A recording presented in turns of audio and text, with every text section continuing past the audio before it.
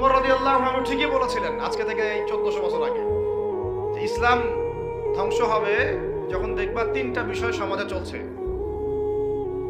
এক, দল্লাতুল আলেম, আলেমরা যখন পথভ্রষ্ট হয়ে যাবে তখন সমাজে ইসলাম ধ্বংস হয়ে যাবে। দুই, ওয়াল আইম্মাতুল মুদিল্লিন, যখন আসবে এমন কিছু শাসক যারা পথভ্রষ্ট মুদিল্লিন, তখন সমাজ ইসলাম ধ্বংস হবে। আর ওয়াল মুনাফিকিন ফি জিদারি কিতাবিল্লাহ, যে মুনাফিকরা যখন আল্লাহর কিতাব নিয়ে বাকবিতণ্ডা করবে, মুনাফিকরাই বাকবিতণ্ডা করবে যে আমরাই বেশি বুঝি ইসলাম, তোমরা বোঝো না। বাংলাদেশে টকশোর সংস্কৃতি চালু না হলে আমরা এটা বুঝতে পারতাম না যে আসলে এই হাদিসটা সত্য। মাথার উপর দিয়ে যায় কথা কিছু না, পরে লেকচার রিপিট শুনে নিন। মূল জায়গায় আসি। কোরআন ঘরে আসে, আমরা তেলাওয়াত পড়ি না। নামাজের আজান কানে আসে, নামাজে যাই না।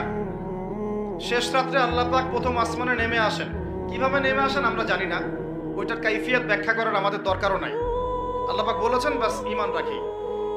এবং আল্লাহ পাক আহ্বান করতে থাকেন, কে আছো আমার কাছে কিছু চাইবা আমি তোমাকে দিব, সুবহানাল্লাহ।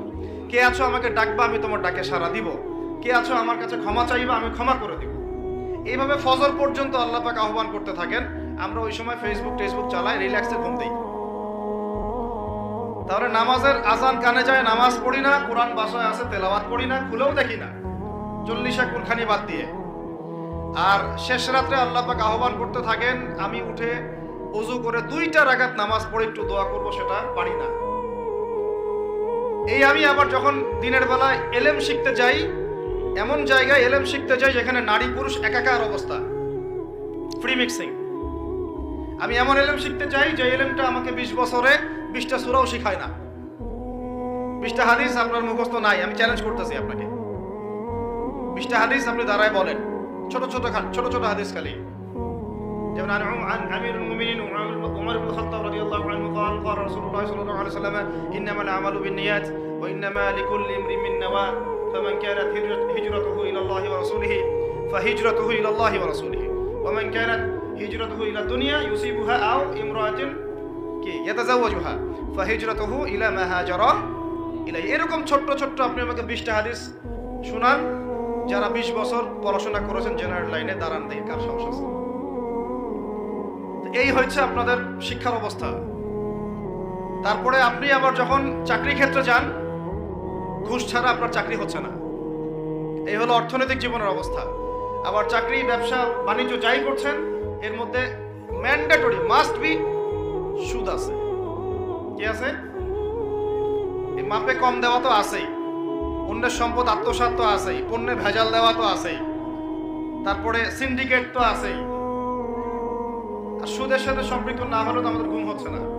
বাংলাদেশের 64,000 গ্রাম বাংলা বলি না আমরা, 64,000 গ্রাম বাংলায় একাধিক সুদী এনজিও আছে, সবাই সুদী কারবার করতেছে।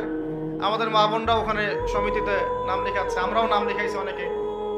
কিস্তি শোধ করতে হচ্ছে, জমি বন্ধক রাখো, বাছুর বন্ধক রাখো, গরু বন্ধক রাখো। শেষমেশ ধনীরা ধনী হচ্ছে, গরিবরা গরিব হচ্ছে। কারণ আল্লাহ পাক এই কিতাবের মধ্যেই বলেছেন, সূরা বাকারার শেষের দিকে আছে যে ইয়া আইয়ুহাল্লাযীনা আমানু, হে মুমিনগণ, ইত্তাকুল্লাহ, আল্লাহকে ভয় করো, ওয়া যারু মা বাকিয়া মিনার রিবা, সুদ ছেড়ে দাও, ইন কুনতুম মুমিনিন, যদি মুমিন হয়ে থাকো, ওয়া ইন লাম তাফআলু, সুদ যদি না ছাড়ো, ফাআযানু বিহারবিন মিনাল্লাহি ওয়া রাসূলিহি, আল্লাহ এবং তার রাসূলের সাথে যুদ্ধের ঘোষণা শুনে রাখো। আয়াত বুঝলেন? আয়াতটা কি বুঝলেন? আল্লাহ পাক বলছেন, যারা সুদ খায় বা সুদ না ছাড়ে, এরা আল্লাহ এবং তার রাসূল মুহাম্মদ সাল্লাল্লাহু আলাইহি ওয়াসাল্লামের বিরুদ্ধে অস্ত্র নিয়ে দাঁড়ায় আছে। তো আপনার আমার কল্যাণ হবে না ভাই? দুনিয়ায় পরকালে কল্যাণ হবে না? আমরা হাউজে কাউসারের পানি তো পাবো ইনশাআল্লাহ, আমরা কবরের উত্তর তো দিতে পারবো ইনশাআল্লাহ। আমাদের জন্য নবী সাল্লাল্লাহু আলাইহি ওয়াসাল্লাম সুপারিশ তো করবেন ইনশাআল্লাহ, সুপারিশ তো নবীজি করবেন, এটা ঠিক আছে, এটা তো ঠিক আছে। কিন্তু কোরআনে যে আল্লাহ পাক বললেন সুদ যদি তোমরা না ছাড়ো, তাহলে জেনে রেখো তোমরা আল্লাহ এবং তার রাসূলের বিরুদ্ধে যুদ্ধ করতেছো।